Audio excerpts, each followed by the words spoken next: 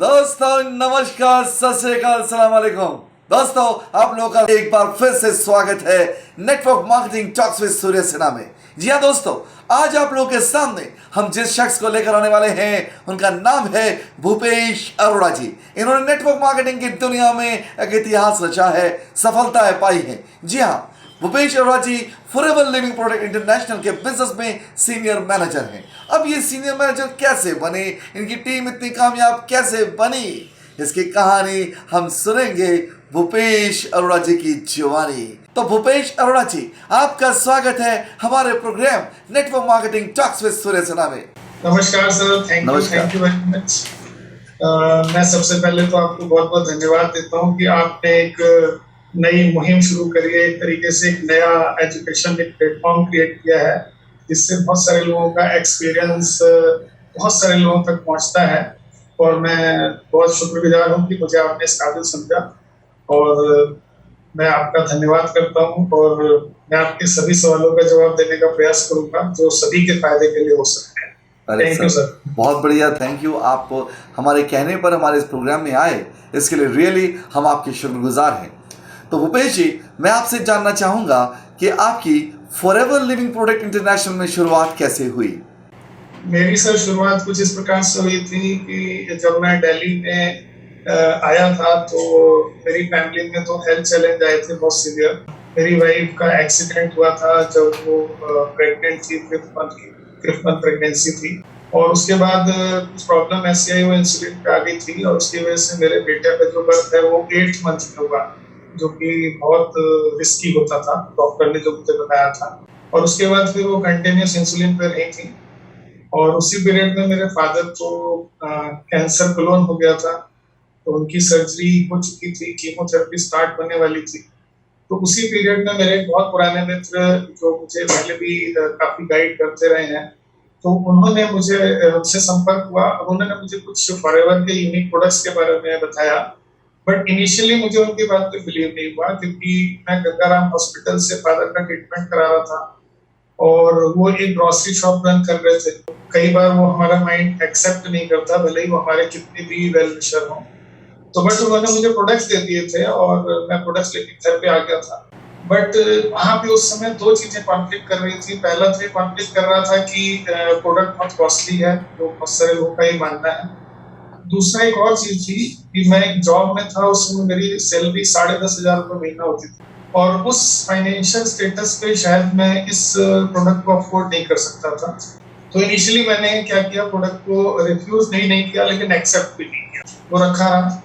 But मैं thankful हूँ mister जेके गुप्ता जी का, जो कि आज हमारे बीच में नहीं है और आप भी जानते हैं वो कितने अच्छे इंसान आज भी हमारे दिलों में है।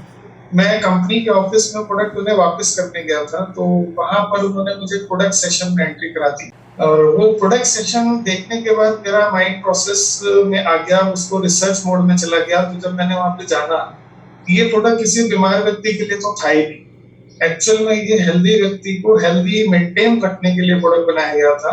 बट क्योंकि मेरी फैमिली में प्रॉब्लम थी, इसलिए मैं उसे एज ए मेडिसिन देख रहा था, जबकि ऐसा नहीं था।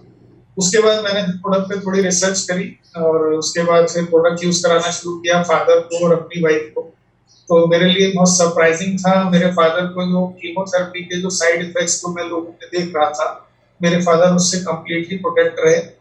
और मेरी वाइफ ने जब उनको यूज करना शुरू किया तो करीब 7 से 8 महीने का टाइम फ्रेम था। उनका इंसुलिन धीरे धीरे कम होकर के बंद हो गया और तब से आज तक उन्हें इंसुलिन की जरूरत नहीं पड़ी। तो मेरे लिए प्रोडक्ट इस तरीके से आए थे मेरे फैमिली के लिए, वहां से मेरी शुरुआत। अच्छा, जब आपने शुरुआत की फॉरएवर की, तब आपको कुछ परेशानी का सामना करना पड़ा क्या? बिल्कुल सर, क्योंकि जैसे मैंने आपको पहले बताया था कि मैं पहले लाइफ में बहुत सारे काम कर चुका था। मैं अपना बिजनेस भी रन कर चुका था, मैं अपनी कंपनी भी रन कर चुका था। बट क्योंकि कुछ कमिटमेंट की वजह से मैंने बिल्कुल जीरो से स्टार्ट किया था और मैंने जॉब से कैरियर शुरू किया दोबारा से। इवन कामयाब होने के बाद जॉब में आया, जबकि मैं इस बात को जानता हूँ कि जॉब से हम बहुत ज्यादा पैसा नहीं कमा सकते। जबकि मैं पहले बिजनेस में पैसा कमाता था, तो जब पैसे सैलरी से आ रहे हैं तो वो लिमिटेशन, उसके बाद जब फैमिली एक्सटेंड हो जाती है तो खर्चे बढ़ जाते हैं। तो उस समय सबसे बड़ा चैलेंज था कि मेरे पास जो बिजनेस को शुरू करने का जो पैसा चाहिए था, जो जिसको आज की डेट में हम लोग 2cc बोलते हैं, मेरे पास वो पैसा भी नहीं था। मैंने कहीं से नाम नहीं लेना चाहूंगा, बहुत अपने फैमिली मेंबर से फाइनेंशियल हेल्प मांगी, तो उन्होंने बोला कि वैसे तुम मेरे से 2 लाख रुपए ले लो, बट इस काम के लिए 1 रुपया नहीं दूंगा। क्या बात है। तो वो एक अजीब सा सिनेरियो था कि इतना बिलीव होने के बाद भी मना किया। फिर मैंने सोचा कि नहीं, मैं अपने आप मैनेज करता हूँ, क्योंकि मैं ये जानता हूँ कि अगर हमारी लाइफ में कोई भी चैलेंज आता है और हम उसका समाधान अगर ढूंढना शुरू करते हैं तो मिल जाता है। तो उसी समय मुझे क्लिक किया कि मेरे पास एक क्रेडिट कार्ड था जिसकी लिमिट 25,000 थी एज पर माई सैलरी उस समय। तो मैंने वेट किया, क्योंकि उसकी बिलिंग 14 तारीख की होती थी, तो मुझे पता चल गया था 50 डेज मिलेंगे मुझे रीपे करने के लिए। तो मैंने क्रेडिट कार्ड से अपना बिजनेस शुरू किया था, वो मेरी शुरुआत थी। तो ये सबसे बड़ा चैलेंज शुरुआती दौर में आया कि पहले 2 सीसी के लिए भी पैसे नहीं थे। समझे। जब 2 सीसी करने के बाद क्या आसानी से आपका बिजनेस स्टार्ट हो गया? हाँ, कह सकते हैं कि शुरुआत हो गया, बट वो 2 सीसी जो मैं रिफंड करने की बात सोच रहा था कि मैं सेल करके वापस कर दूंगा, ऐसा नहीं हुआ, क्योंकि वो सारे प्रोडक्ट घर में यूज हो गए। अच्छा। फिर मैंने कहीं से मैनेज करके धीरे धीरे कट ऑफ करके सेलिंग शुरू करी। और मुझे पहला प्रोडक्ट सेल करने में लगभग, मुझे याद है, शायद 2.5 या 3 महीने लगे। वो भी मैंने अपने रिलेटिव को सेल किया था। और अगर मैं आपको नाम बताऊं तो उस समय एलोवेरा जेल और एक नेक्टर और एक हमारा उस समय बीट ग्रास का सप्लीमेंट आता था, वो मैंने सेल किया था। और उसके 1-1.5 साल के बाद ऐसा हुआ कि उनको मैंने पैसे देके प्रोडक्ट वापस किया जब मैं सक्सेसफुल हो गया। क्यों? मुझे ऐसा लगा कि उन्होंने वो मेरी रिस्पेक्ट के लिए प्रोडक्ट खरीद लिया था, उन्होंने यूज नहीं किया। यूज ही नहीं किया? नहीं, उन्होंने यूज नहीं माय किया। गॉड। तो मैंने उनसे वो जो प्रोडक्ट था वो एज इट इज वापस ले लिया, उनको पे कर दिया था। तो मैं समझ गया था कई जगह ऐसी होती हैं, जैसे मान के चलिए कि मैं आपको बहुत रिस्पेक्ट करता हूँ और आप मुझे कुछ भी चीज देते हैं और मैं आपको मना नहीं कर पाऊंगा, तो मैं उसे ले लूंगा फॉर रिस्पेक्ट। तो मैं समझ गया था कि बाद में मुझे समझ में आया कि शायद वो रिस्पेक्ट की वजह से बाई किया। उसके बाद फिर मैंने ट्रेनिंग्स ली और उसके बाद चीजें आसान होती चली गई। उसके बाद मैंने बहुत प्रोडक्ट सेल किया, बहुत। उन्होंने प्रोडक्ट यूज क्यों नहीं किया था? शायद सर मैं उन्हें ठीक से समझा नहीं पाया, मैं ये सोचता था, या शायद उनको उस समय उस प्रोडक्ट की जरूरत ही नहीं थी, मेरे कहने पे ले लिया था। कहीं ऐसा तो नहीं कि आप उस प्रोडक्ट की इंपॉर्टेंस उन्हें नहीं बता पाए थे, उनको जरूरत है उस प्रोडक्ट? ये भी कह सकते हैं सर, क्योंकि मैंने उन्हें अपना एक्सपीरियंस बताया था कि मेरे फादर को ये प्रॉब्लम से रिकवरी आ रही है, इसको फायदा हो रहा है, बट क्योंकि शायद उनको कोई हेल्थ प्रॉब्लम नहीं थी उस समय, तो इसलिए उन्होंने समझा कि जब मैं बीमार होऊंगा तब लूंगा। शायद उन्होंने ऐसा सोचा हो, ये तो मैं अभी ऐसा मान रहा हूँ, बट उस समय को अगर मैं देखूं तो शायद उन्होंने उस समय सिर्फ फेस वैल्यू के प्रोडक्ट ले लिया था और उसको यूज नहीं किया। अच्छा, जब आपने शुरुआत किया आपने उसके बाद तो टीम को तैयार करने के वक्त क्या आपको कुछ परेशानियों का सामना करना पड़ा? बिल्कुल सर, डेफिनेटली जब हम टीम को तैयार करते हैं तो इनिशियली हम लोग के साथ जो एक्सपीरियंस होता है ना, हम उसी के बेस पे आगे बढ़ना शुरू हो जाते हैं। जैसे मेरे को कई साल का एक्सपीरियंस हो गया फॉरएवर में, तो मैं ये जान चुका हूँ कि जैसे मेरी एंट्री थी मेरी फैमिली में हेल्थ चैलेंज के इम्प्रूवमेंट के साथ, तो मेरा जो बिजनेस का फोकस जहां तक भी जा रहा था वो सिर्फ सिक लोगों पे जा रहा था कि मैं लोगों की मदद कर दूं, वो प्रॉब्लम से बाहर आ जाए। बट इनिशियल लेवल पे इसीलिए मैं एक सेल्समैन की तरह काम कर रहा था। तो मेरा चेक मेंटेन था उस समय, जब मैं मैनेजर बना था तो 57,000 के आसपास का मेरा चेक था। और वो उसके बाद मैंने सेलिंग कम करी, टीम बनाने के बारे में फोकस किया, जबकि इनिशियली मैं सेल्समैन था। तो उसके बाद जब टीम बनाने का फोकस किया तो भी मैं रिटेलिंग में जा रहा था, टीम के साथ रिटेलिंग कर रहा था, पहले अकेले कर रहा था, फिर टीम के साथ कर रहा था। फिर समय के बाद जैसे मेरे सीनियर आशीष जी ने मुझे गाइड किया कि सेलिंग से बहुत बड़ा काम नहीं हो पाएगा, आपको नेटवर्क बनाना पड़ेगा जो उसको कंज्यूम करे, और वो बिजनेस के मॉडल पे जाना पड़ेगा। और उसमें मुझे आशीष जी ने बहुत अच्छी बात बताई, शायद आप में से बहुत सारे लोग जो सुन रहे हैं उनके काम आएगी। फॉरएवर में जब मैं बात करता हूँ कि सबसे अच्छा प्रोडक्ट कौन सा है, तो बहुत सारे लोग डिफरेंट प्रोडक्ट बता देते हैं। कोई एलोवेरा को बहुत अच्छा बता देता है, कोई हनी को बता देता है, कोई आरजी प्लस को बता देता है। लेकिन अगर आप गौर करेंगे तो रेक्स सर ने जो सबसे पहला प्रोडक्ट डिजाइन किया था वो था फॉरएवर का बिजनेस प्लान। यानी फॉरएवर का जो सबसे अच्छा प्रोडक्ट है वो फॉरएवर का बिजनेस प्लान है। अगर हम बिजनेस प्लान को प्रमोट करेंगे तो लोग हमारे साथ बिजनेस में नेटवर्किंग की तरह आएंगे, प्रोडक्ट को खुद भी यूज करेंगे और हमारा बिजनेस तेजी से बढ़ेगा। तो मेरे पास शुरू में यही चैलेंज था कि मैं इस बात को समझ नहीं पाया था कि मुझे बिजनेस को प्रमोट करना। अच्छा भूपेश जी, ये बताइए कि आपको मैनेजर बनने में कितना समय लगा? सर जब मैंने ज्वाइन किया था परिवार को तो मैंने इसे पार्ट टाइम बिल्ड करना शुरू किया था अपनी जॉब के साथ साथ। मेरा ऑफ संडे होता था और मैं संडे संडे वर्क करता था, कंपनी में ऑफिस में ट्रेनिंग्स ले पाता था और कभी कभी मैं ट्यूसडे भी ऑफ कर लेता था, ट्यूसडे भी काम करता था। अच्छा। इस तरह मैं पार्ट टाइम में करते करते मुझे करीब 5-6 महीने हो गए थे, जिससे मेरी इनकम रेगुलर लगभग 5,000 थ्रू चेक और कुछ रिटेल प्रॉफिट के रूप में आने लगी थी। तो उसके बाद जब मैंने ये रियलाइज किया कि जो मेरी इनकम है वो पूरे महीने में अगर मैं 26 दिन काम करता हूँ और मैं 10,500 रुपए कमा पा रहा हूँ और मैं पार्ट टाइम में 4 दिन काम करके अगर 5,000 5,500 रुपए कमा रहा हूँ, तो फिर मैंने डिसीजन लिया, अपनी अपलाइन से कंसल्ट किया और मैंने जॉब क्विट कर दी। और उसके बाद सिर्फ अगले 5 महीने में या 4-4.5 महीने में मैं मैनेजर लेवल पे पहुंच गया था। अच्छा अच्छा। तो मेरा जो पूरा टाइम फ्रेम था जो लगभग करीब 11 या 12 महीने का था, 11 महीने का था। 11 महीने में बने। चलिए, अच्छा ये बताइए अब आप मेरे को, फॉरएवर को नेटवर्क मार्केटिंग की दुनिया में किस जगह पाते हैं इंडिया में? देखिए सर, मैं नेटवर्क मार्केटिंग इंडस्ट्री को बहुत बड़ा मानता हूँ क्योंकि ये बहुत सारे लोगों की जिंदगियां बदल गई। ठीक। और कोई भी कंपनी खराब नहीं होती, हमें सिर्फ इस बात पे चेक करना होता है कि हमारे लिए कौन सी सुटेबल है, क्योंकि हम सबकी लाइफ के एक्सपीरियंसेस डिफरेंट होते हैं। बहुत बढ़िया। मैंने फॉरएवर में ये पाया कि मैं जहाँ पर किसी को प्रोडक्ट सर्व कर रहा हूँ या मैं इस अपॉर्चुनिटी के बारे में सर्व कर रहा हूँ कि कभी भी कंपनी के एंड पे कोई भी प्रॉब्लम नहीं है।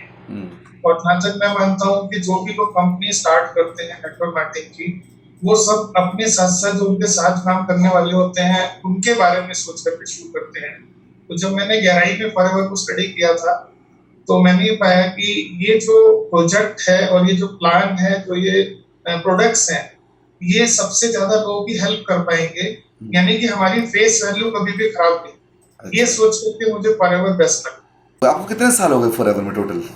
फॉरएवर में सर मैंने 2006 में अगस्त में, जहाँ तक मैंने प्रोडक्ट के बारे में जाना था। अच्छा। बट मैंने वर्किंग शुरू करी थी वो मैंने अक्टूबर के आसपास मैं थोड़ा बहुत स्टार्ट हुआ था जब मैंने प्रोडक्ट की जानकारी ली थी। अच्छा अच्छा। 6 में नवंबर 2007 में मैं मैनेजर बन गया था। अच्छा। और देखा जाए तो लगभग 13 साल हो गए है ना, 13 साल आपको हो चुके हैं। 2020 आ गया है, करीब 14 साल हो जाएंगे आपको। आपको कैसा लग रहा है इस फॉरएवर में आके आपको? सर फॉरएवर में तो मुझे हमेशा से अच्छा लगता है क्योंकि यहाँ पर मैं जो अपनी लाइफ सोचता था बचपन में, जब मैंने सीखा था, मेरी जो सबसे पहले जिनसे मैंने लाइफ के बारे में समझा था वो पर्सन यूएसए से आए थे। वो एक बहुत बड़ी नेटवर्क कंपनी के, वो एक बहुत सीनियर लेवल पे है। उनके साथ जब मैंने काउंसलिंग करी थी तब उन्होंने अपनी लाइफस्टाइल के बारे में बताया था।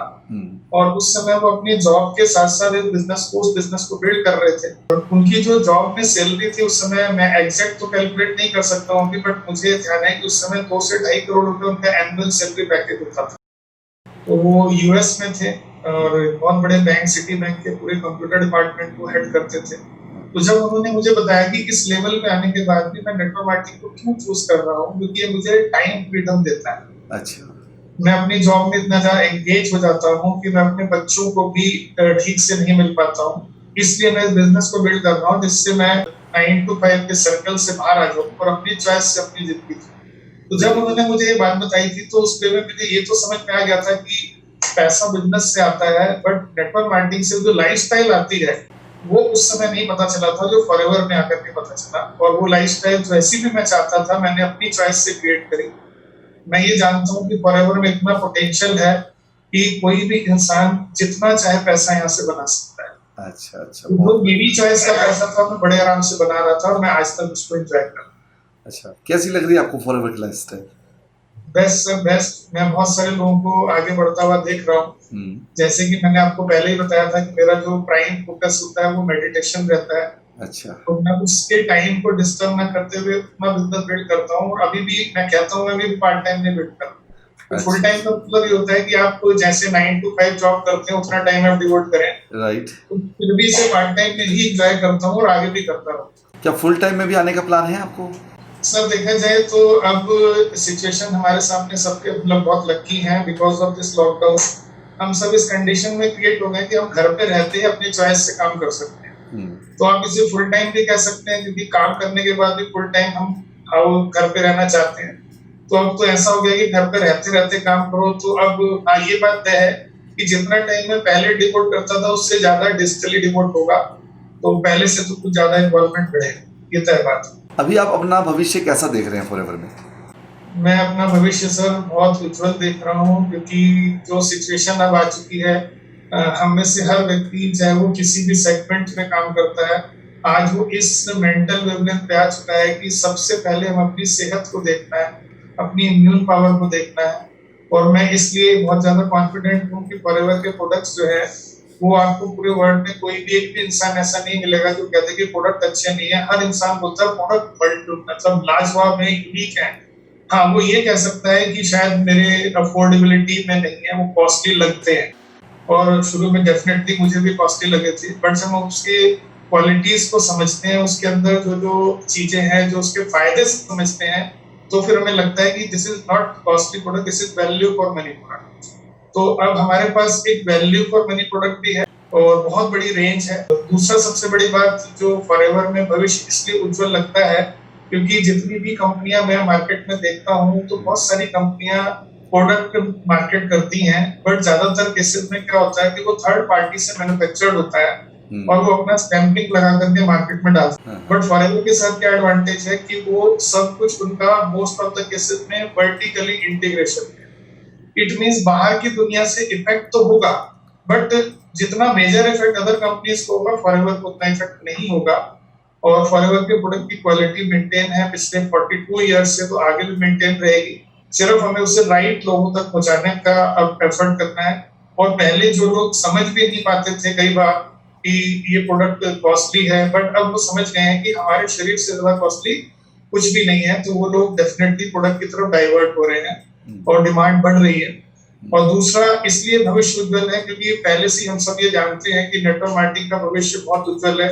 और सर आपने तो बहुत सारी किताबें भी लिखी है नेटवर्क मार्केटिंग में, आपने लाखों नहीं करोड़ों लोगों को गाइड किया है। नेटवर्क मार्केटिंग का भविष्य इंडिया में बहुत ज्यादा उज्जवल इसलिए है क्योंकि अब ये एक प्रूवन ट्रैक हो चुका है इंडिया में लाखों लोगों की लाइफ चेंज हो चुकी है।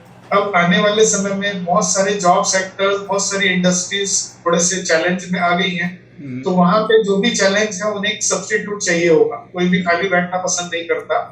इवन इंडिया में अगर देखा जाए तो यंगस्टर्स बहुत हैं, सबसे बड़ी पॉपुलेशन हमारे पास यंगस्टर्स की है, उनमें एनर्जी जोश बहुत ज्यादा है। अगर उनको सही तरीके से गाइडलाइन देकर के इस अपॉर्चुनिटी के बारे में बताया जाए तो बहुत लो इन्वेस्टमेंट से उनका कैरियर बिल्ड हो सकता है। क्योंकि कोई ट्रेडिशनल बिजनेस को अगर हम खड़ा करना चाहते हैं, इवन जैसे मेरा फुटवेयर का शोरूम था तो उसमें भी लाखों रुपए लगे हुए थे, वो अभी भी रन करता है। अगर मैं एक पान की दुकान भी खोलता हूँ तो उसमें भी शायद 1-1.5 लाख रुपए की इन्वेस्टमेंट होगी। बट अगर देखा जाए तो नेटवर्क मार्केटिंग ऐसी इंडस्ट्री है जो लो इन्वेस्टमेंट, मैं बोलता हूँ एक्चुअल में तो लो इन्वेस्टमेंट भी नहीं है कि अगर कोई भी व्यक्ति पैसा देता है तो उसी वैल्यू का उसे प्रोडक्ट ही मिल जाता है, तो एक्चुअल में इन्वेस्टमेंट का है। बिल्कुल, एक्चुअल में तो सिर्फ हमने अपनी जो कहीं से पहले हम बाई करते थे चीज, हमने सिर्फ उसके सब्स्टिट्यूट को बाई किया है, वो तो हम पहले भी बाई करने वाले थे। राइट। तो आने वाले समय में लोग इसका बिलीव करेंगे क्योंकि अब बहुत सारे लोग डिजिटली इस प्लेटफॉर्म पे आ गए, लोगों की मदद कर रहे हैं। पहले 1-to-1 मिलना मुश्किल होता था, कई बार अपॉइंटमेंट भी कैंसिल होती थी, तो अब जैसे आप और मैं हम बात कर रहे हैं, तो इसी प्रकार से डिजिटली कोई भी किसी से बात करके अपने बिजनेस को शेयर कर सकता है, उनके डाउट्स क्लियर कर सकता है।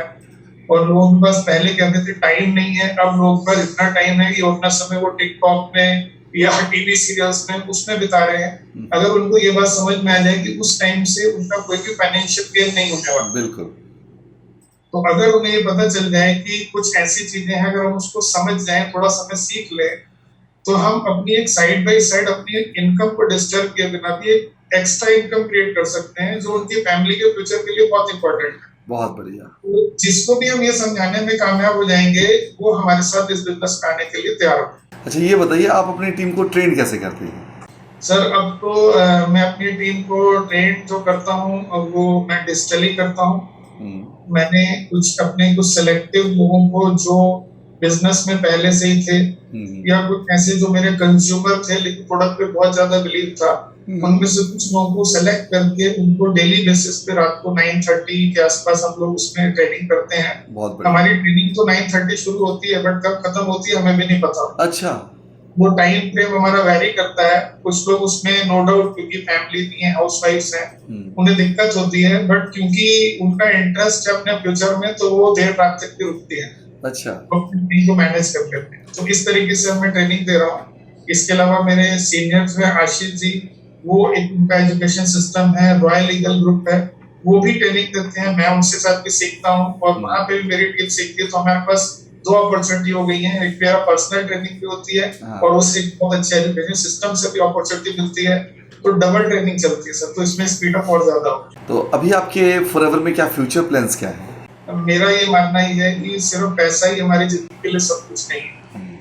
और फॉरएवर में अगर मैं बताऊं तो आप जितना पैसा कमाना चाहे कमा सकते हैं। मैं लोगों को एजुकेशन देने में ज्यादा बिलीव करता था। शायद मैं इसी वजह से नया बिजनेस बिल्ड नहीं करता था या लिमिटेड बिल्ड करता था। लेकिन अब मैंने ये डिसाइड कर लिया है कि अब मैं ज्यादा लोगों को बिजनेस में लेके आने वाला हूँ। और क्योंकि अब मुझे फिजिकली ज्यादा मूव नहीं करना पड़ेगा, इसलिए मेरा इंटरेस्ट फिर से बढ़ गया है कि अब मैं डिजिटली बहुत सारे लोगों को ट्रेन कर सकता हूँ। मे बी कुछ वीडियो के थ्रू, मे बी जैसे आज लाइव सेशन हो रहा है इस तरह के सेशंस के थ्रू, या जैसे मैंने कुछ वीडियोस बनाने शुरू करे हैं प्रोडक्ट के बारे में इंफॉर्मेशन देने के लिए, इसके थ्रू। क्योंकि जब किसी को हमें इन्फॉर्म करना है तो भी हमें उसे शेयर करना है। अब उसके कंफर्ट के अकॉर्डिंग उसके मोबाइल पे वो देख सकता है, वीडियो में देख सकता है, वो अपने लैपटॉप में देख सकता है, तो वो अपने टाइम के अकॉर्डिंग मैनेज कर सकता है। तो उसके लिए भी आसानी हो जाती है। तो अब जो एजुकेशन है जनरली डिजिटली स्टार्ट होगी सर। इस तरीके से अपनी टीम को ट्रेन कर। अच्छा, ये बताइए, जब नए कस्टमर्स आते हैं, किसी को समझाते हैं आप, तो वहाँ पर जब लोग कहते हैं कि प्रोडक्ट बहुत कॉस्टली है, तो उसके उनके लिए आपका क्या जवाब है? सर मेरा मानना ये है कि अगर कोई भी व्यक्ति को ये चैलेंज आता है और वो ये बोलता है कि प्रोडक्ट कॉस्टली है, तो वास्तव में इसके पीछे दो कारण है। पहला कारण, या तो उसे उस प्रोडक्ट के बेनिफिट्स नहीं पता, और पता भी है तो उसने खुद यूज करके महसूस नहीं किया। बिल्कुल। यानी कि इंफॉर्मेशन उसके पास है, बहुत सारी अच्छी इंफॉर्मेशन होती है, बट ये उसका बिलीफ नहीं है। तो सबसे पहले अगर कोई व्यक्ति अगर कॉन्फिडेंट नहीं होता किसी प्रोडक्ट को प्रमोट करने के लिए, तो मेरा ये मानना है कि एक्चुअल में वो खुद ही कॉन्फिडेंट नहीं है। वो सबसे पहले उसे अपना बिलीफ, कॉन्फिडेंस लेवल इंक्रीज करना चाहिए कि जब किसी को कुछ भी बता रहे हैं तो अगर हम उसको क्वालिटीज बता करके प्रोडक्ट दे देते हैं और वो समझ जाता है, ले लेता है, तो दैट इज ए स्किल, हम सेल्समैन हैं। लेकिन जब हम अपनी एक्सपीरियंसेस शेयर कर रहे हैं तो एक हार्ट टू हार्ट कम्युनिकेशन, तो इसका इम्पैक्ट अलग हो जाता है। और जब आप इस तरीके से जब भी कभी शेयर करते हैं तो ऐसा चैलेंज मेरे सामने तो कभी भी नहीं आया कि अगर किसी व्यक्ति ने मुझे बोला है कि प्रोडक्ट कॉस्टली है, तो इसका मतलब उसको अभी प्रोडक्ट की जरूरत नहीं है, उसको पहले पैसे की जरूरत है। इसलिए हमें बिजनेस समझाना चाहिए जिससे प्रोडक्ट उसके लिए सस्ता हो जाए, तो उसके लिए और बेहतर तरीके से आगे बढ़ सकता है। जब नए लोग कोई ज्वाइन करते हैं तो उनको आप क्या सलाह देते हैं?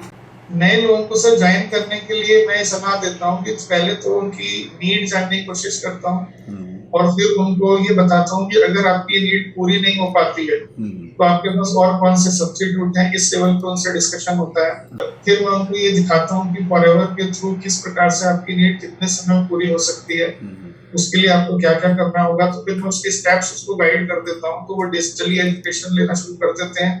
वीकली हमसे मिलते हैं डिजिटली। अब पहले हम लोग ऑफिस में मिलते थे, तो अब हम ऑनलाइन मिलते हैं। फिर क्वेश्चन आंसर सेशंस होते हैं, उनके डाउट्स क्लियर करते हैं।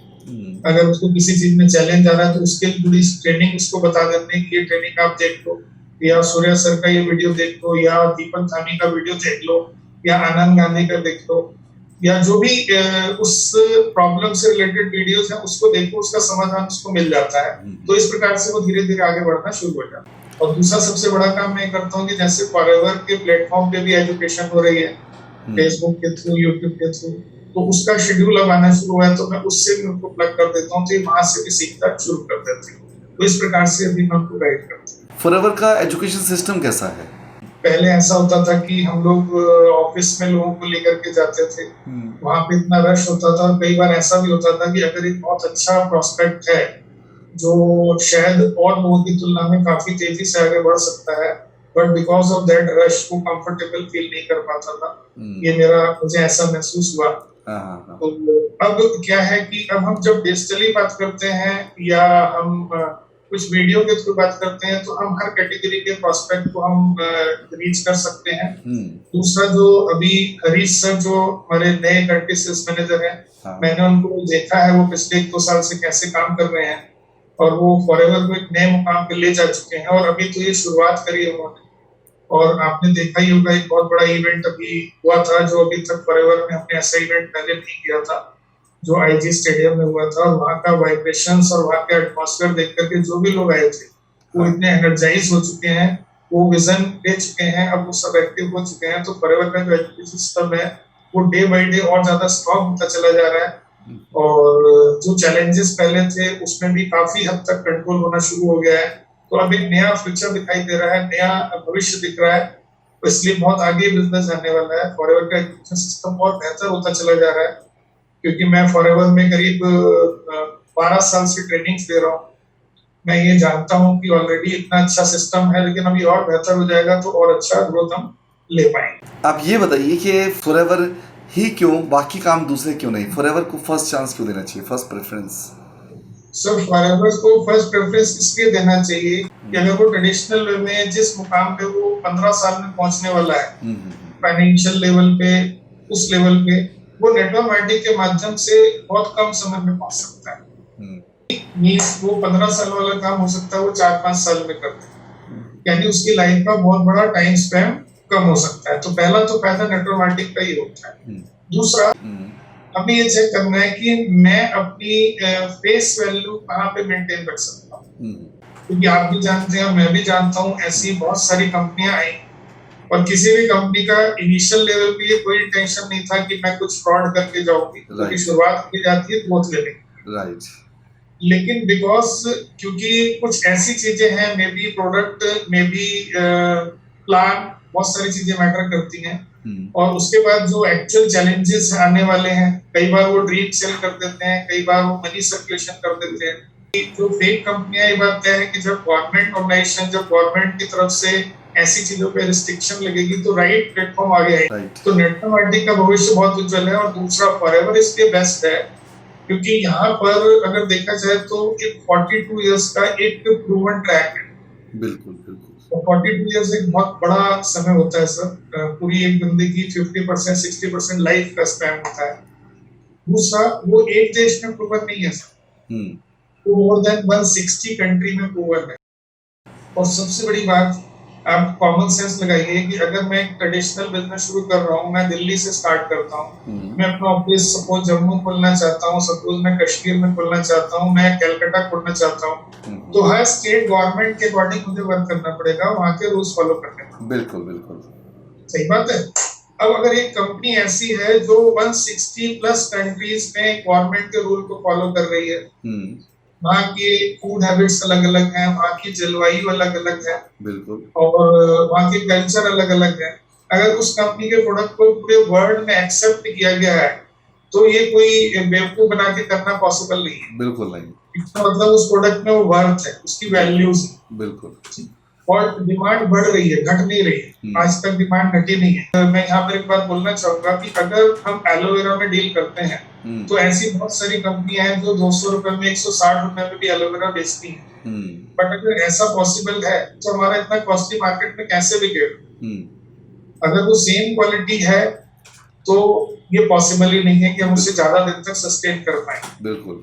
अगर उसकी क्वालिटी में कोई डिफरेंस है, जैसे मैं एक एग्जांपल में बताऊंगा आपको, हम लोग जब ट्रैवल करते हैं, कभी हम ट्रेन में ट्रैवल करते हैं, तो अगर हम चाहे जनरल डब्बे में बैठे या हम स्लीपर में बैठे या हम एसी में बैठे, इवन हम इंजन के अंदर भी बैठ जाए, तो भी जो डेस्टिनेशन के लिए वो ट्रेन चली वहीं पहुंचाएगी। बिल्कुल सही बात है। अब अगर देखा जाए तो जनरल डब्बा, स्लीपर डब्बा और एसी डब्बे के बीच में गैप कितना हुआ है? एक डब्बे से दूसरे डब्बे के बीच में सिर्फ 8 फुट का गैप होता है। लेकिन एक आम आदमी अगर किसी प्लेटफॉर्म पे काम कर रहा है तो उसे उस स्लीपर डब्बे से एसी में आने में 20 साल लग जाते हैं सर। आम आदमी की बात बता रहा हूँ। बिल्कुल ठीक कह रहे हैं। स्लीपर की जगह एसी है तो एसी के साथ अगर वो पैसा खर्च हो रहा है तो उसकी वर्थ भी है, उसकी वैल्यू भी है। और जब हमें वैल्यूज मिलती हैं तो फिर कॉस्टिंग मैटर नहीं करती। और फॉरएवर के प्रोडक्ट इतने मैजिकल है कि आज तक जिसको भी दिया है एक भी इंसान ने नेगेटिव फीडबैक नहीं। हाँ, ये हो सकता है कि वो अफोर्ड नहीं कर पा रहा है, वो सेकंड इशू। तो मेरा यहाँ पे फेथ सबसे ज्यादा इसलिए बढ़ जाता है कि एक प्रूवन ट्रैक है 42 इयर्स का ग्लोबल लेवल पे। कंपनी का मैनेजमेंट जो है वो अगर आप देखेंगे तो बहुत सारी कंपनियों में मैनेजमेंट में बहुत फेरबदल होते हैं, इवन भाइयों भाइयों में भी बंटवारा हो जाता है, आपने देखा होगा जब कंपनी बड़ी होती है। बट यहाँ पे 42 इयर्स से मोर देन 90% मैनेजमेंट सेम है, यानी एड ऑन हुए हैं, चेंज नहीं हुए। ये भी बहुत बड़ी बात है। इसका मतलब वो यूनिटी कितनी स्ट्रॉन्ग है, अंडरस्टैंडिंग कितनी अच्छी है, क्योंकि उनका पहले से ही एक ड्रीम है उस ऑर्गेनाइजेशन का कि वो लोगों की मदद करें। जबकि आपने सुना भी होगा मिस्टर रेक्स जो हमारी कंपनी के फाउंडर हैं, वो 2002 में पूरे यूएसए के 367 रिचेस्ट पर्सन के रूप में लिस्टेड हुए थे और उनके पूरे वर्ल्ड में रिजॉर्ट्स हैं। यानी अगर देखा जाए तो उनको क्या जरूरत है इस बिजनेस को रन करने, जब उनके रिजॉर्ट से इतनी इनकम है। बट उनका पैशन है कि किसी भी फैमिली में फाइनेंशियल क्राइसिस ना रहे, किसी भी फैमिली में कोई हेल्थ प्रॉब्लम ना रहे, इसलिए उन्होंने अपनी क्वालिटी को मेंटेन किया है। इसीलिए उन्होंने दुनिया में सबसे ज्यादा फाइनेंशियल गेन जो लोग काम करने वाले हैं उनको देने वाला प्लान डिजाइन किया, उसके साथ प्रोडक्ट ऐड किया और प्रूवन ट्रैक में पूरे वर्ल्ड में से प्रूव किया है। और वास्तव में बताऊं तो सर, बीमारों की मदद के लिए डॉक्टर है, हम लोग डॉक्टर नहीं, हम लोग न्यूट्रिशन में डील करते हैं, हम लोग सप्लीमेंट में डील करते हैं, हम लोग स्किन केयर में डील करते हैं। तो स्किन केयर प्रोडक्ट सेल करने के लिए डॉक्टर बनने की जरूरत नहीं है, शैम्पू यूज करने के लिए डॉक्टर से सलाह लेने की जरूरत नहीं है। तो अगर हम फोकस करेंगे उन लोगों पर, क्योंकि बीमार लोग सीमित हैं, अगर आप 100 लोगों को देखेंगे पूरे वर्ल्ड में तो शायद उसमें 100 में से 4 या 5 ही बीमार होंगे जिनको सच में डॉक्टर की जरूरत है। मैं ये नहीं कह रहा उन्हें मना कर देना चाहिए, बट फोकस उन लोगों पर रखना चाहिए जो बीमार नहीं पड़ना चाहते। और मोर देन 85 से 90% पॉपुलेशन पूरे ग्लोब की ऐसी है जो बीमार नहीं पड़ना चाहती। बिल्कुल बिल्कुल। तो या हम इस बात को समझ जाएं कि हमारा राइट क्लाइंट कौन सा है जो हमारे साथ लॉन्ग टर्म रहने वाला है, तो हम अपने बिजनेस को लॉन्ग टर्म में मेंटेन कर पाएंगे। और फॉर्मूल का बिजनेस प्लान जैसे बहुत सारे लोग जानते ही हैं, one of the best plan में है और उसकी सबसे यूनिक फीचर जो है जो दुनिया की किसी कंपनी में मैंने अभी तक तो शायद नहीं देखी। बिल्कुल। और दूसरा सबसे बड़ा, अगर मैं टर्नओवर से पैसा लूंगा और ये बात बाद में समझ में आती है, तो कई बार ऐसा होता है, मैं ऐसे बहुत सारे लोगों से मिला हूँ जो अदर कंपनीज में काम कर रहे हैं, मैं उनकी प्रेस करता हूँ, बहुत अच्छा काम कर रहे हैं, बट क्योंकि वो आगे बढ़ चुके होते हैं तो वो दोबारा से शुरुआत नहीं करना चाहिए क्योंकि वो बहुत बड़ी मेहनत कर चुके हैं। तो ये इसके शुरुआती दौर में जब हम किसी भी कंपनी को सेलेक्ट करने वाले हैं तो हमें बिल्कुल उस साइकोलॉजी में काम करना चाहिए कि जैसे मान के चलिए मैं कैरियर बनाना चाहता हूँ, एक होता है मैं पैसा कमाना चाहता हूँ। तो पैसा कमाने में तो बहुत सारे रास्ते हैं, लेकिन कैरियर बनाना चाहता हूँ जो लॉन्ग टर्म रहने वाला है, तो मुझे भी उस साइकोलॉजी में एंट्री करनी चाहिए किसी भी कंपनी में। कि जैसे कि मैं अपनी बहन की शादी करने वाला हूँ तो सबसे पहले मैं बैकग्राउंड को चेक करूंगा, उस खानदान के बारे में, तो कंपनी के बैकग्राउंड के बारे में जानना चाहिए। और मेरा ये मानना है कि आप लोग गूगल पे जब बहुत सारे लोग सर्च करते हैं तो ज्यादातर लोग कंपनी के फेवर में सर्च करते हैं। मैं ये सजेस्ट करता हूँ कि आप कंपनी के अगेंस्ट सर्च कीजिए, तब आपको शायद बहुत सारी बातें आपके सामने खुलेंगी। क्योंकि कोई भी व्यक्ति अपनी कंपनी को कभी खराब नहीं बताएगा, मैं भी नहीं बताऊंगा, क्योंकि मेरी फैमिली उससे चल रही है। बिल्कुल। तो जब हम उस चीज को एनालाइज करेंगे बैकग्राउंड से तो हमें वो चीजें पता चलेंगी। हो सकता है वो फेक हो, मैं ये नहीं कह रहा, बट एटलीस्ट हम अवेयर तो होंगे और हम उस पर रिसर्च तो करेंगे। तो सबसे पहले बैकग्राउंड को अगर हम देखें तो फॉरएवर के पास प्रूवन बैकग्राउंड है। दूसरा अगर मैं बात करूं तो प्रोडक्ट को देखें तो कई जगह हमें प्रोडक्ट को सेल करना पड़ता है, बट दोस्तों मैं आपको विश्वास दिलाता हूँ, आप सिर्फ प्रोडक्ट को एक बार यूज कर लीजिए कि आपके दिल में चला जाएगा और आप शेयर करेंगे, और जहां पे आप शेयर करेंगे तो वो लोग आपसे डिमांड करेंगे, यानी आपको सेल नहीं करना पड़ेगा, वो डिमांड करेंगे आपको सप्लाई देने। बहुत बड़ा अंतर है। सेल करने में हम लोग को स्किल चाहिए, लेकिन अपनी फीलिंग शेयर करने में हमें स्किल नहीं चाहिए। तो फॉरएवर के प्रोडक्ट्स यूनिक हैं, जो सेल्फ मूविंग है। हाँ, ये बात है कि फर्स्ट टाइम बुक करने में हमें चैलेंज आता है, उस व्यक्ति को ये समझ में आ जाए कि प्रोडक्ट के फीचर्स क्या है और दूसरा क्या उसको उस समय उस प्रोडक्ट की नीड है। अगर सिर्फ इतना समझ में आ गया तो वो प्रोडक्ट को ले लेता है, उससे कोई फर्क नहीं पड़ता कॉस्टिंग क्या है। मैंने ऐसे लोगों को भी देखा है जो रिक्शा चलाते हैं वो फॉरएवर का प्रोडक्ट यूज करते हैं, और मैंने ऐसे लोगों को भी देखा है जो करोड़ों रुपए के मालिक हैं, वो कहते हैं प्रोडक्ट महंगा है। और सही दोनों अपनी जगह, सिर्फ उनकी नीड या वैल्यूज उनको क्लियर नहीं हुई, इसलिए शायद उस चीज को वो नहीं समझ पाए। तो ये सारी चीजें मैंने चेक करी। तो मैं जैसे आपको बता रहा था, जब हम मैनेज करते हैं अपनी बहन की, अपनी बेटी की, तो बैकग्राउंड, उसके बाद प्रोडक्ट यानी लड़का, और उसके बाद उसका फाइनेंशियल स्टेटस क्या रहेगा, मेरी बेटी या बहन वहाँ कितनी खुश रहेगी, तो इन तीनों चीजों पे अगर देखें तो बैकग्राउंड, प्रोडक्ट और बिजनेस प्लान, और साथ ही साथ मैं इसको मानता हूँ कि एजुकेशन सिस्टम, बहुत बढ़िया। अगर ये चारों चीजों को आप कंपेयर करेंगे तो जो आपको दुनिया में बेस्ट आपको लिखता है आप उस कंपनी में ज्वाइन कर सकते हैं। मेरे एक्सपीरियंस में ये बहुत अच्छा है, इसलिए मैं यहाँ पर। अच्छा, आप ये सलाह दीजिए कि नए प्रोस्पेक्ट्स को कैसे काम करना चाहिए, इसके बारे में बताइए कुछ। सर, नए प्रोस्पेक्ट को जो मैं ये मानता हूँ, सबसे पहले इस बात को चेक करना है कि वो उसका फॉरएवर में आने का पर्पस क्या है। राइट। अगर वो सिर्फ प्रोडक्ट्स के लिए आ रहा है हाँ। तो वो पूरे कंज्यूमर की तरह लाइफ जिएगा। अगर वो अपने कैरियर को बनाने जा रहा है तो वो उसके साइकोलॉजी में काम करेगा। तो सबसे पहले नए प्रोस्पेक्ट की अगर हम नीड नहीं जानेंगे तब तक हम उसको राइट गाइडलाइन नहीं दे पाएंगे। इवन मैं भी होऊंगा, अगर मुझे पर्पस क्लियर नहीं होगा तो शायद मैं कोई भी प्लानिंग नहीं करूँ। तो नए प्रोस्पेक्ट को सबसे पहले अपना पर्पस क्लियर करना चाहिए, और उसके बाद जो ट्रेनिंग सेशंस हैं उनको लेकर के अपने सब्जेक्ट की वोकैबुलरी की मास्टरी करनी चाहिए कि मैं जिस प्रोडक्ट में या बिजनेस में हूँ उसके फीचर्स क्या है, उसके फायदे क्या है, उसके जो है डू एंड डोंट्स क्या है, हमें क्या नहीं करना चाहिए। क्या करना चाहिए तो सब बताते हैं, क्या नहीं करना चाहिए पता होना चाहिए।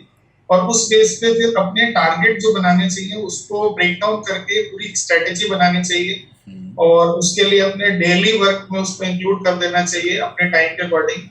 तो वो नए व्यक्ति को पहले अपने आप को अपडेट करना बहुत ज्यादा जरूरी है, क्योंकि जब भी कोई भी व्यक्ति किसी भी नेटवर्क कंपनी में आता है वो इनिशियल लेवल पे एक्साइटेड हो जाता है, तो वो बिना एजुकेशन के या बिना स्किल के ही एफर्ट करता है, और कई बार उसके नियर डियर उसको मना कर देते हैं, तो उसे सेटबैक लगता है कि मेरे जानकार ने कैसे मना कर दिया। एक्चुअल में शायद अपने सब्जेक्ट की मास्टरी नहीं ली या अपनी स्किल डेवलप नहीं करी। तो नए व्यक्ति को शुरुआती दौर में पहले अपने सब्जेक्ट की मास्टरी लेनी चाहिए, और उसके बाद उससे जुड़ी हुई जो भी स्किल्स रिक्वायर्ड है पहले उस स्किल्स को डेवलप करना चाहिए, फिर एक स्ट्रेटेजी बना के एक्शन प्लान पे जाना चाहिए। बहुत बढ़िया, बहुत बढ़िया। अच्छा, ये बताइए इस नेटवर्क मार्केटिंग बिजनेस में एजुकेशन सिस्टम की क्या भूमिका है? देखिए सर, वास्तव में देखा जाए तो एजुकेशन की बहुत बड़ी वैल्यू होती है, और दुनिया में हर जगह जितने भी लोग ग्रोथ में हैं उनको कहीं ना कहीं बुकिश नॉलेज मिली है, कहीं ना कहीं प्रैक्टिकल मिली है। तो जो लोग भी नेटवर्क मार्केटिंग में आते हैं तो वो अलग अलग सेगमेंट के होते हैं, उनके पास अपने फील्ड का एक्सपीरियंस होता है। बट मैं ये मान के चलता हूँ, जैसे अगर सचिन क्रिकेट के बेताज बादशाह रहे हैं, सालों तक रहे हैं, लेकिन सचिन को बिना किसी नॉलेज के हॉकी के ग्राउंड में हम लोग ले आए, तो जरूरी नहीं कि वहां पे वो 100% उसी लेवल पे परफॉर्म कर पाए। बिल्कुल। लेकिन हाँ, ऐसा पॉसिबल है अगर एक एजुकेशन सिस्टम के थ्रू सचिन को ये पता चल जाए कि इसके क्या क्या टेक्निक्स हैं, कैसे यहाँ पे गोल में हमें बॉल मारनी है, वहां तो ग्राउंड से बाहर मारते थे। तो जब वो इस सिस्टम को, एजुकेशन सिस्टम से ये समझ जाएंगे तो शायद वो अपनी पास्ट एक्सपीरियंस से यहाँ पर उससे कई गुना बेहतर परफॉर्मेंस कर पाए। तो एजुकेशन सिस्टम बहुत बड़ा रोल प्रदान करता है किसी भी नेटवर्क कंपनी में, कि जैसे कि हर कंपनी का एजुकेशन सिस्टम होता ही है, उसके प्लान के अकॉर्डिंग ना वो सब चीजें होती हैं। तो इसलिए एजुकेशन सिस्टम का बहुत बड़ा रोल है, जो एक आम आदमी को खास बनाने के लिए बहुत बड़ा रोल प्रदान करता है। कुछ विदेशी एक्सपीरियंस जो टूर है उसके बारे में कुछ बताइए, अपने अनुभव। जब इंडिया में प्रोडक्ट्स ही नहीं थे उस पीरियड में मैं कुछ एक्टिव हुआ था, उसी समय मैंने क्वालिफाई किया था, तो मैं विदेश गया, सिंगापुर भी गया, तो आपसे मुलाकात हुई थी जब आपने बड़ा चेक लिया था। राइट। मैक्सिको भी गया। Very good. और उस समय जाकर के बहुत बड़े लेवल पे विजन पता चला कि मैं इस बात के लिए कॉन्फिडेंट हो गया कि मैं बिल्कुल राइट प्लेटफॉर्म पे हूँ। वहाँ का एक्सपीरियंस लाजवाब था। मुझे ऐसा लगा कि मैं ऐसी जगह हूँ जहाँ पे ये सारी खूबियां हमारे देश में होनी चाहिए। वेरी गुड, बहुत बढ़िया। सारी सुविधाएं हमारे देश में भी हो जाती तो कितना अच्छा होता। तो बहुत बड़ा विजन लेकर के आया था, बट उसके बाद फिर मैं फिर वैसे ही अपने कंफर्ट जोन में आ गया। फिर स्ट्रीमलाइन में आ चुका हूँ और दोबारा से मैं एक्शन में आ चुका हूँ, और रिकॉर्ड तोड़ने ये बात तय है। अभी जो कोविड-19 आया है जिसके कारण काफ़ी लॉकडाउन रहा और मार्केट बंद रही, तो आपको क्या लग रहा है, क्या इससे फॉरएवर पर कुछ असर पड़ेगा? मैं ये मानता हूँ कि फॉरएवर पे कोई बड़ा असर नहीं पड़ेगा। इवन किसी भी नेटवर्क कंपनी पे बहुत बड़ा असर नहीं पड़ने वाला है, क्योंकि अब सिर्फ ये है कि वर्किंग मॉडल बदल जाएंगे। अच्छा, पहले रीच लिमिटेड थी, अब रीच ब्रॉड हो गई है। उल्टा मैं ये मान के चलता हूँ कि अब अपॉर्चुनिटी और बेहतर हो गई है पहले से। वेरी गुड, बहुत बढ़िया। फॉरएवर क्या किसी भी नेटवर्क कंपनी पे बहुत ज्यादा फर्क नहीं पड़ेगा, क्योंकि अब नेटवर्क की का जो राइट टाइम अब शुरू होने वाला है। अभी तक जो इतने 15-20 साल से जो नेटवर्क मार्केटिंग थी, अभी ये लोगों के दिल में जगह बनाने के लिए प्रयास कर रही थी, हाँ। बट अब इस सिचुएशन में लोग इसकी तरफ खुद अट्रैक्ट होना शुरू हो जाएंगे क्योंकि उनके पास ऑप्शन सब सीमित हो जाएंगे। फॉरएवर के असर किसी भी नेटवर्क कंपनी पे बहुत बड़ा असर नहीं पड़ेगा, सिर्फ उसको कुछ समय लगाना होगा अपने वर्किंग मॉडल को चेंज करने के लिए और उसके बाद वो बहुत तेजी से आगे बढ़े। अभी तक जो मीटिंग्स, ट्रेनिंग, सेमिनार्स होते थे वो ऑडिटोरियम वगैरह में होते थे, ऑडिटोरियम में, होटल्स में। अब वो ऑडिटोरियम में और होटल्स में तो अब जल्दी होगा नहीं, तो क्या इसका असर पड़ेगा कुछ फॉरएवर पर, ये नेटवर्क मार्केटिंग बिजनेस पर? हाँ सर, मैं थोड़ा बहुत मानता हूँ कि थोड़ा बहुत असर पड़ेगा, बट अगर देखा जाए तो ऑडिटोरियम में जब लोग जाते हैं तो जनरली वो क्या करते हैं, बहुत सारे लोगों को देख करके उनका विश्वास बढ़ जाता है कि यहाँ पे मेरे जैसे बहुत सारे लोग कामयाब हो रहे हैं। शायद वो मौका तो हमें जल्दी से ना मिले, बट अगर देखा जाए तो वहाँ पे ऑडिटोरियम में भी अगर देखा जाए तो एक साथ 15,000, 20,000, 30,000 लोग इकट्ठे हो सकते हैं। और शायद आपको पता ही है कि अगर आप डिजिटल हैं तो हम एक ही दिन में 20,000 लोगों को अप्रोच कर सकते हैं। तो अगर देखा जाए तो फर्क पड़ेगा, मैं ये कह सकता हूँ कि उस तरीके का माहौल हम नहीं दिखा पाएंगे, बट अगर हम डिजिटली भी देखा जाए तो हजारों लोग अगर हमें देखेंगे ऑनलाइन तो और उनके पास राइट इंफॉर्मेशन पहुंच जाएगी, एक्चुअल में उन्हें वहां पे आकर के बिलीव होता है। अगर वही बिलीव हम डिजिटल वे में उनको दे पाए एक्सपीरियंस के थ्रू, ऐसे यूट्यूब के थ्रू, तो बहुत आसान हो जाएगा। मुझे नहीं लगता कि बहुत ज्यादा उसका हमें दिक्कत आने वाली है। और जब लॉकडाउन खुल जाएगा, सिचुएशन बदल जाएगी, तो ऑडिटोरियम तो तब भी रहेंगे सर, वो दोबारा से करते। अच्छा, आपको लगता नहीं कि जो पहले ऑडिटोरियम में करते थे या होटल्स में करते थे, सामने ऑडियंस के सामने आप प्लान देते थे, वो ज़्यादा आसान था डिजिटल मीडिया से? हाँ, ये कह सकते हैं, क्योंकि जब हम सामने प्लान देते थे तो प्रोडक्ट के बारे में बताते थे, तो हम प्रोडक्ट की फीलिंग भी कई बार उन्हें दे देते थे कि जैसे उन्हें हमारा हनी बेस्ट हनी है तो उन्हें टेस्ट करा दिया, अच्छा, या हमारा कोई स्किन केयर प्रोडक्ट उन्हें फील करा दिया, तो वो मौका हमको देंगे डिजिटली, क्योंकि हम उसकी इंफॉर्मेशन दे पाएंगे। राइट। आपको इंफॉर्मेशन से अगर उन्होंने प्रोडक्ट मंगा करके वो यूज कर लिया तो अब सेकंड स्टेप में उसकी फीलिंग ले पाएंगे। सिर्फ यही अंतर आएगा, बाकी कोई खास फर्क पड़ने वाला नहीं है, क्योंकि इंफॉर्मेशन वहां पे भी शेयर हो रही है और इंफॉर्मेशन यहाँ से भी शेयर हो रही है, तो सेम चीज है।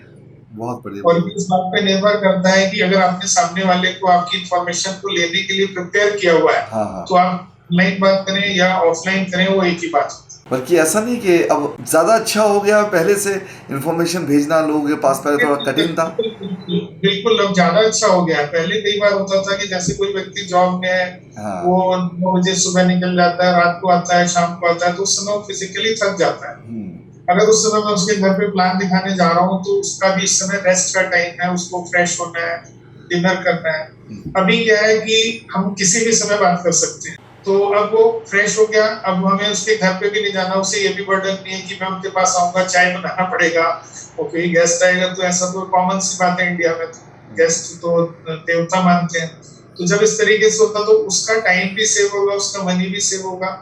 इवन अगर मान के चलिए वो डिजिटली मुझसे बता रहे हैं और उसका इंटरेस्ट नहीं बन रहा है, तो फिजिकली वो बेचारा चाह के भी मना नहीं कर पाता था, और डिजिटली वो अगर म्यूट भी कर देगा तो उसे दिक्कत नहीं होगी। तो इनके कम्युनिकेशन हमें बेहतर करना है, यानी दोनों के लिए फ्रीडम है, और इससे डिजिटली हम एक से ज्यादा लोगों को अप्रोच कर पा रहे हैं, ये भी एडवांटेज है। अब कंपनी का जैसे जितनी भी कंपनीज है उन्होंने प्रोडक्ट की डिलीवरी फास्ट कर दी है, तो कहीं पे भी सेल करने भी नहीं जाना।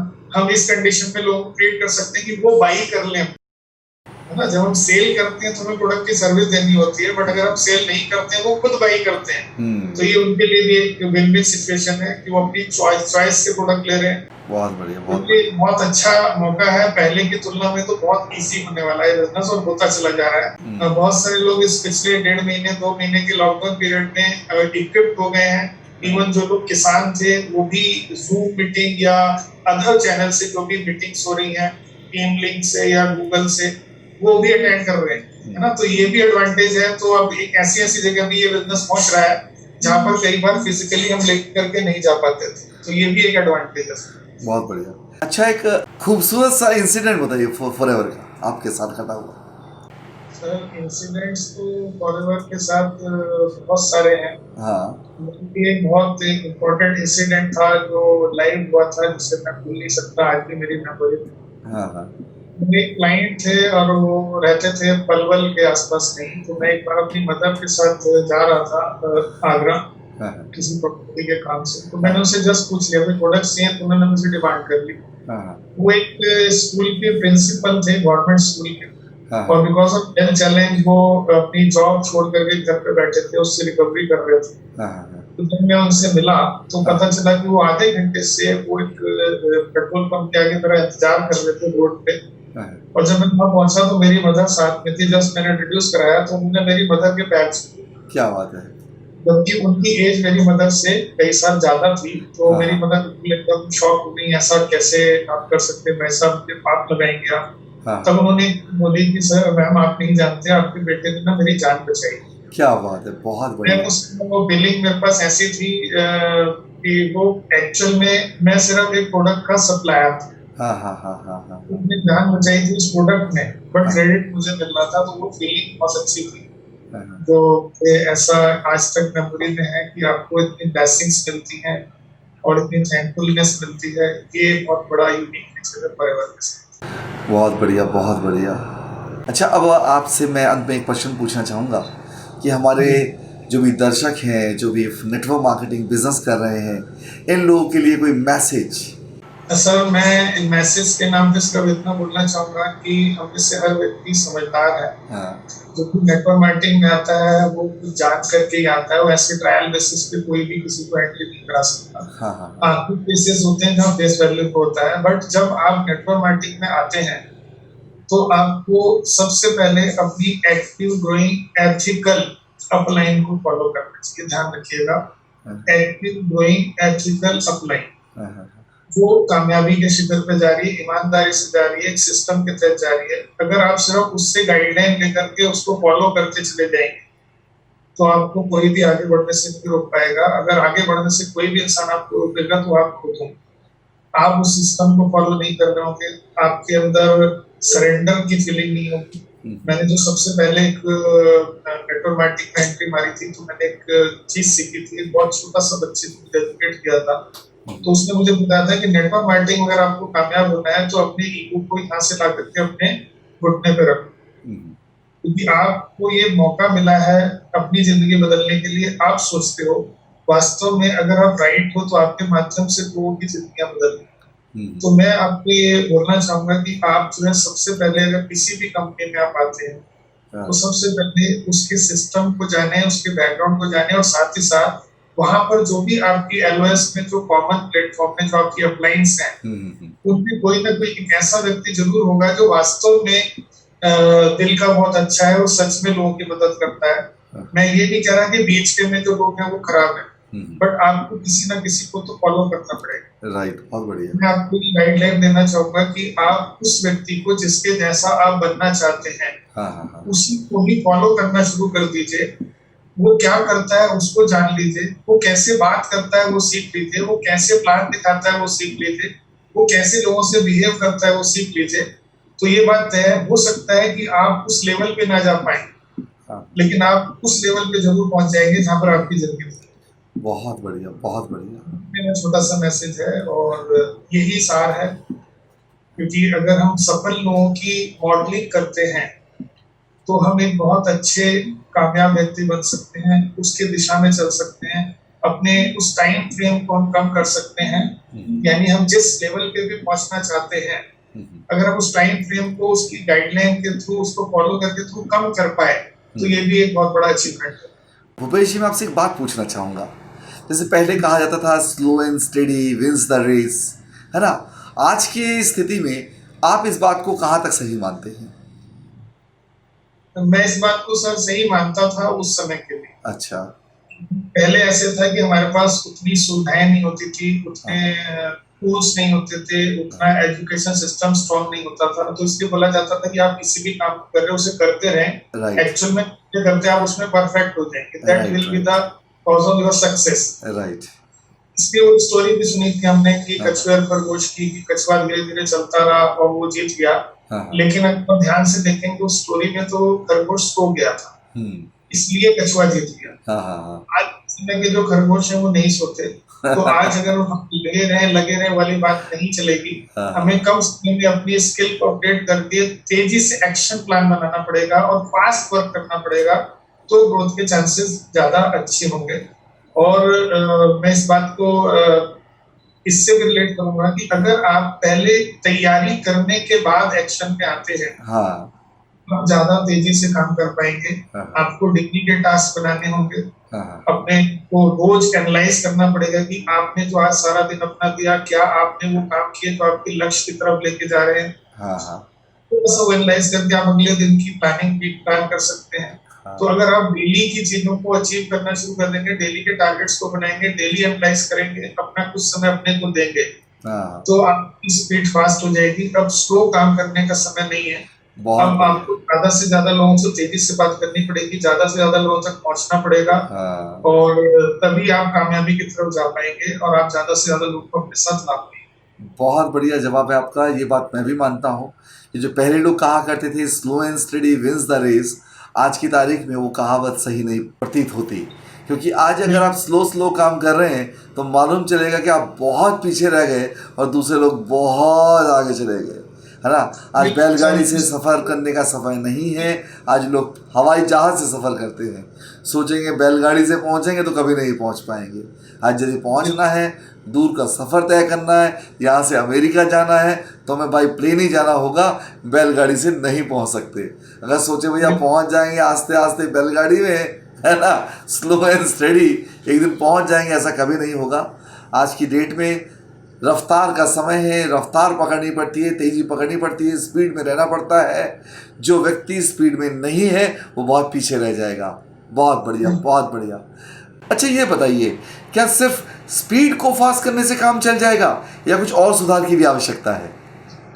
नहीं sir, speed no doubt fast करनी पड़ेगी, लेकिन कंट्रोल ब्रेक पे भी रखना पड़ेगा। अच्छा, हाईवे भी होना चाहिए, ऐसा नहीं कि आप चांदनी चौक की गलियों में स्पीड अप हो गए। Right right. तो हमें सब एनालाइज करना पड़ेगा, इसकी स्ट्रेटेजी बनानी पड़ेगी, हाँ टेक्नोलॉजी के अकॉर्डिंग अपने आप को अपडेट करना पड़ेगा। हाँ, और जो कि समय के साथ नहीं बदलता वो पीछे रह जाता है, ये आपने राइट, भी सुना है। बिल्कुल। और हम में से बहुत सारे लोग अगर देखा जाए तो अगर किसी भी, जैसे मैं अपने से ही बोलूंगा, मैं किसी और की बात नहीं करूंगा। हाँ, जैसे कि मेरे लक्ष्य जो थे वो मैंने पा लिए, तो मैंने नए लक्ष्य नहीं बनाए। हम्म, तो नए लक्ष्य नहीं बनाए तो मैंने अपनी लाइफस्टाइल को वैसे ही क्रिएट कर लिया राइट, और कंफर्ट जोन में चला गया। और वैसे ही बहुत सारे लोग जाते हैं, क्योंकि एंड में तो हमें कंफर्ट ही चाहिए ना। हाँ हाँ बट हम अपनी अगर थिंकिंग प्रोसेस को अपडेट कर लें कि अभी तक तो मैं अपने लिए काम कर रहा था, अब लोगों की मदद के लिए काम करूंगा, हाँ, तो आपके पास अपनी चॉइस से काम करने का मौका भी रहेगा। आप अपने कंफर्ट में रहते हुए भी अपनी चॉइस से काम कर पाएंगे। तो ये मेरा मानना है। और दूसरा सबसे बड़ी बात कि स्पीड अप होना पड़ेगा, क्योंकि अगर हम इस बात को समझते हैं कि हम किसी को बता रहे हैं हमारी बात नहीं मान रहा है, तो हमें अपनी स्किल को अपडेट करना पड़ेगा। क्योंकि इस दुनिया में मैंने अभी जो समझा है कि हम किसी को जब कोई बात बता रहे हैं हाँ, और हम ये बात सोचते हैं कि वो नहीं समझता है, तो ऐसा नहीं है दोस्तों, वो बिल्कुल सही समझता है अपनी समझ के अकॉर्डिंग। बहुत सिर्फ हम कई बार अपने कम्युनिकेशन में स्पीड अप में उसकी नीड को नहीं चेक कर पाते। हाँ, हम ये नहीं देख पाते कि उसका रियल पर्पस क्या होगा इस बिजनेस में आने का। हम अपनी बात शायद उसके पास पहले रख देते हैं, उसकी बातें जानने बिना। तो यानी अगर देखा जाए तो हम स्पीड अप होंगे, लेकिन हम इस चीज का भी ध्यान रखेंगे कि हम ज्यादा लोगों की नीड को जान पाए, उनको हेल्प कर पाए, तब हमारी स्पीड अप का फायदा होगा। नहीं तो हम अगर बहुत सारे पौधे लगाते चले जाएं, उसके बाद केयर ना करें तो भी बेकार हो जाए। बहुत बढ़िया, बहुत बढ़िया। तो सिस्टम में हर चीज को स्पीड अप करना पड़ेगा। एजुकेशन सिस्टम को भी इस लेवल का तैयार करना होगा कि जिससे वो ज्यादा लोगों तक पहुंचे। और अपनी एक्टिविटी को भी बढ़ाना पड़ेगा, और हमारे अपने कस्टमर को केयर भी करना पड़ेगा, हमारे बिजनेस पार्टनर्स उनको भी केयर करना पड़ेगा। तो हर चीज पे स्पीड अप लानी है और अपने टाइम के अकॉर्डिंग उसको मैनेज करना हो। बहुत तो बढ़िया। अब समय आ चुका है स्पीड अप करने का, और मेरी आप सभी को शुभकामनाएं हैं। जो भी लोग नेटवर्क मार्केटिंग कर रहे हैं वो किसी भी कंपनी में है, वो आज अपने आप को बदल चुके हैं। और आज भी अगर आप देखेंगे तो बहुत सारी कंपनियों में, हमारी कंपनी में भी अब नए कीर्तिमान बन रहे हैं। वो लोग जो डिजिटल प्लेटफॉर्म पे पहले थे, अब उनका समय आ गया है। तो आज समय है चेंज होने का। तो आप सब भी डिजिटल प्लेटफॉर्म पे आइए, ज्यादा से ज्यादा लोगों तक अपनी बातों को पहुंचाइए, ज्यादा से ज्यादा लोगों तक अपने कम्युनिकेशन को पहुंचाइए, उनकी नीड को जानिए बात करके, तो आप भी आगे बढ़ जाएंगे और तेजी से आगे। बहुत बढ़िया, बहुत बढ़िया। आपने अच्छी बात कही कि स्पीड के साथ साथ अपनी स्किल को भी डेवलप करना पड़ेगा, सिस्टम को फॉलो करना पड़ेगा। अगर हम स्पीड में तो हैं, सिस्टम को फॉलो नहीं कर रहे हैं, अपनी स्किल को डेवलप नहीं कर रहे हैं, तो भी प्रॉब्लम हो जाएगी। आगे बढ़ना है तो अपने आप को इम्प्रूव करना पड़ेगा, सिस्टम को फॉलो करना होगा, एक एजुकेशन सिस्टम के साथ चलना होगा, अपने साथ साथ अपनी टीम को भी ट्रेन करना होगा, तब जाकर हम कहीं पहुंच पाएंगे अच्छे से। बहुत बढ़िया, बहुत बढ़िया। भूपेश जी, अब आप हमारे दर्शकों को एक बात बताइए कि कुछ लोग यहाँ पर नेटवर्क मार्केटिंग बिजनेस में आते हैं या किसी भी क्षेत्र में जाते हैं, तो वहाँ पर वो परफेक्ट नहीं हो पाते हैं। परफेक्ट अपने आप को क्यों नहीं बनाते हैं? आधे अधूरे से क्यों रहते हैं? सर देखिए, मैं इस बात को मानता हूँ कि परफेक्ट हम किसी स्पेसिफिक चीज में हो सकते हैं, ओवरऑल परफेक्ट होना पॉसिबल नहीं है, क्योंकि बहुत सारे फील्ड दुनिया में है। और जब नेटवर्क मार्केटिंग में हम आते हैं तो हमें अलग अलग लेवल्स पे काम करने होते हैं, हमें नए व्यक्तियों से मिलना होता है, लिस्ट बनानी होती है, फॉलो करने होते हैं, हाँ। अपनी टीम को क्रिएट करना पड़ता है। हाँ। तो जब हम कई बार मल्टीटास्क जब काम करते हैं तो हम किसी भी चीज में बेहतर नहीं कर पाते, हाँ। तो हमारी स्किल उस लेवल पे नहीं हो पाती। तो इसके लिए जो मैं सबसे ज्यादा सजेस्ट करूंगा, जितने भी लोग हैं, हर व्यक्ति किसी ना किसी स्पिरिचुअल सिस्टम से जुड़ा होता है, किसी धर्म से जुड़ा होता है, उसकी कुछ बिलीफ्स होते हैं। तो मैं ये मान के चलता हूँ सिर्फ उस समय अपने आप को देना चाहिए, अपने आप को एनालाइज करने के लिए।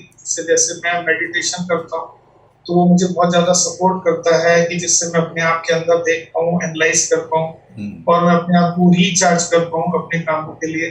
तो एक मल्टीटास्क में आप बेहतर से बेहतर हो सकते हैं, परफेक्शन की तरफ जा सकते हैं, अगर आप अपने आप को दोबारा से एनालाइज करेंगे। उसका सबसे अच्छा तरीका है मेडिटेशन, जो आपको हेल्प करेगा हमेशा आगे बढ़ने।